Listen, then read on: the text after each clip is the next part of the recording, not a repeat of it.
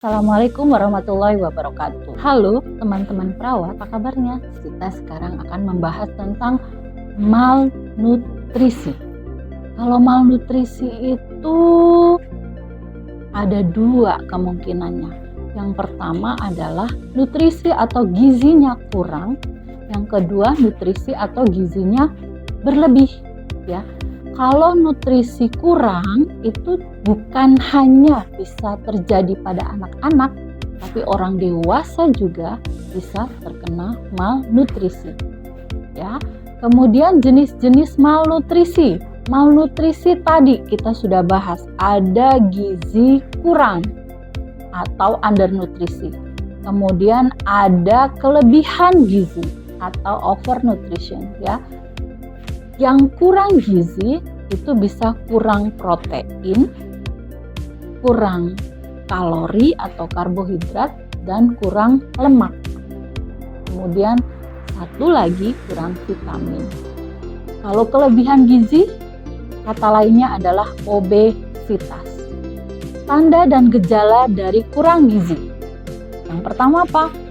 Otot-ototnya ini, ya, otot-ototnya sedikit atau kurang. Kemudian apalagi yang kedua, berat badannya kelihatan sangat kurus sekali, ya. Berat badannya itu menurun lebih dari 10% berat badan awal selama 3 bulan. Kemudian apa? Rambutnya rontok, rambutnya merah-merah, perutnya buncit atau perutnya bengkak. Kenapa perutnya bengkak atau buncit? Karena kekurangan protein sehingga albuminnya menurun. Kalau albumin menurun, efeknya adalah perutnya menjadi buncit atau membesar. Kemudian ada pembesaran kelenjar tiroid. Tanda yang selanjutnya adalah penurunan fungsi kekebalan tubuh. Kemudian luka, kalau ada luka, ya, lukanya nggak sembuh-sembuh. Kenapa luka nggak sembuh-sembuh? Karena nutrisinya kurang, proteinnya kurang. Protein itu kan fungsinya untuk apa? Untuk pertumbuhan sel-sel tulang, sel-sel jaringan, ya. Sehingga kalau ada jaringan yang luka atau ada tulangnya yang bermasalah, maka kalau nutrisi kurang berarti itu nggak bisa tumbuh sel jaringannya, sehingga lukanya sulit untuk sembuh, ya. Kemudian mudah terinfeksi. Karena apa? Kekebalan tubuhnya tadi menurun sehingga dia mudah terkena infeksi. Nafsu makannya berkurang. Kemudian apa? Pasiennya bisa depresi. Kenapa depresi? Karena apa? Nutrisi ke otaknya berkurang atau kekurangan nutrisi di jaringan otak. Kemudian kelebihan gizi atau obesitas. Pasti teman-teman sudah tahu, ya, tandanya. Kalau orang obesitas itu berat badannya lebih dari angka ideal. Kemudian apalagi? Naik tangga sedikit, jalan sedikit sudah ngos-ngosan, ya. Sehingga tandanya yang kedua adalah gangguan pernapasan. Kemudian apa? Karena berat badannya terlalu berat, bagian kaki atau bagian badannya itu nyeri otot atau sendi-sendi. Kemudian apa? Tubuhnya mudah lelah, jadi males untuk jalan, males untuk aktivitas. Itu adalah tanda kelebihan gizi. Kemudian penyebab malnutrisi ini apa sih?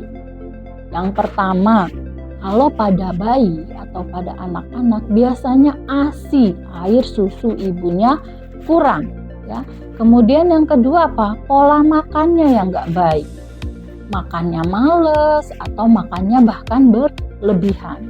Kemudian nutrisi yang masuk dengan nutrisi yang digunakan itu nggak seimbang sehingga terjadi malnutrisi. Adanya gangguan mental, gangguan psikologis. Misal nih, ya, pada anak remaja, dia males makan. Kenapa? Karena nanti dibilangin temennya gendut, nanti dibilangin gak seksi gitu, sehingga dia males untuk makan gitu, ya. Kemudian Gangguan sistem pencernaan, dia makannya sudah banyak, tapi kenapa masih kurus juga? Nah, itu kemungkinan ada masalah di saluran pencernaan. Kemudian yang selanjutnya penyebabnya apa? Konsumsi alkohol. Nah, konsumsi alkohol itu bisa menyebabkan malnutrisi. Kenapa? Karena penyerapan dari nutrisi di dalam tubuh kita di saluran pencernaan itu menjadi tidak baik. Selanjutnya adalah faktor resiko malnutrisi.